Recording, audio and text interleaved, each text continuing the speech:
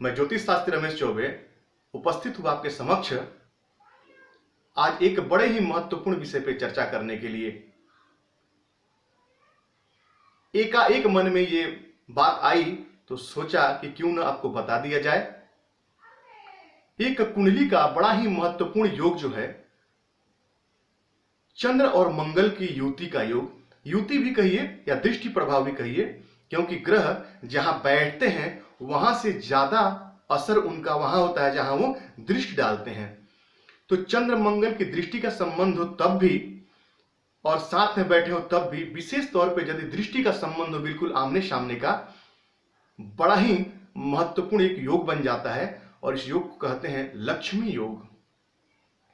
ऐसा जातक जो है निस्संदेह लक्ष्मीवान होता है।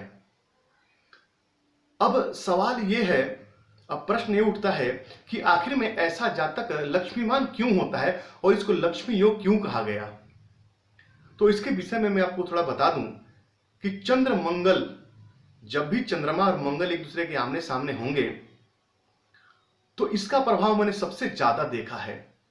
चंद्रमा पर जब दृष्टि पड़ेगी मंगल की, देखिए मंगल के पास 3 दृष्टियां हैं, चौथी, 7वीं और 8वीं। लेकिन जो 7वीं दृष्टि जो है बिल्कुल आमने सामने का, चंद्रमा मंगल को देखे और मंगल चंद्रमा को, यह भी बहुत अच्छा होता है।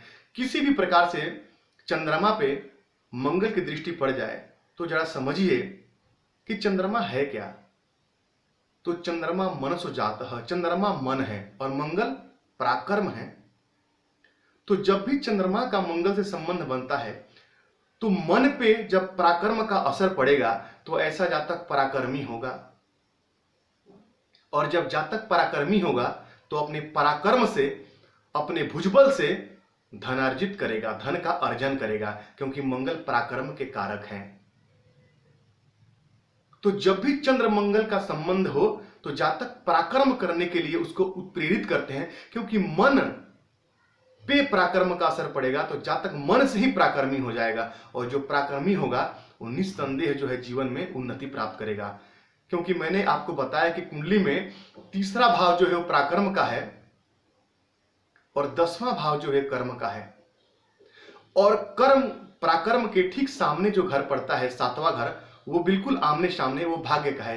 यानी जातक यदि पराक्रम करेगा तो निस्संदेह उसका भाग्य उन्नत तो होगा ही।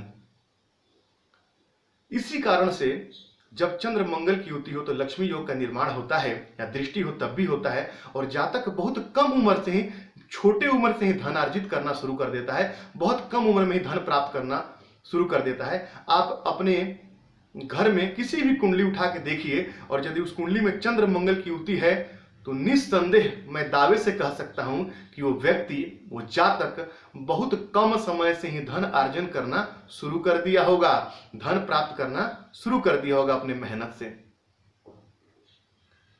तो ये बड़ा ही श्रेष्ठ योग है। अब एक चीज और है, चंद्रमा जो है वो कैसे हैं, तो शीतल हैं, ठंडे हैं, और मंगल जो है वो कैसे हैं, तो गर्म हैं।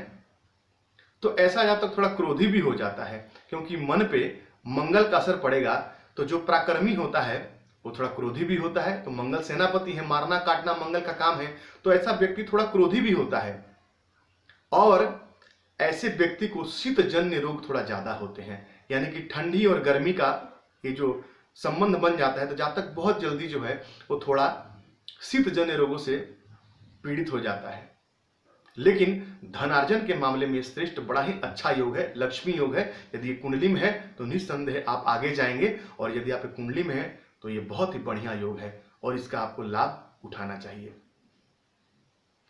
तो आप अपनी कुंडली को खोलिए और देखिए कि यह लक्ष्मी योग आपके कुंडली में बना है। तो आपको यदि मेरी बातें अच्छी लगती हैं तो आप मेरे चैनल को लाइक कीजिए, सब्सक्राइब कीजिए। तो आपका दिन मंगल में हो, इसी मंगल कामना के साथ आज के लिए इतना ही।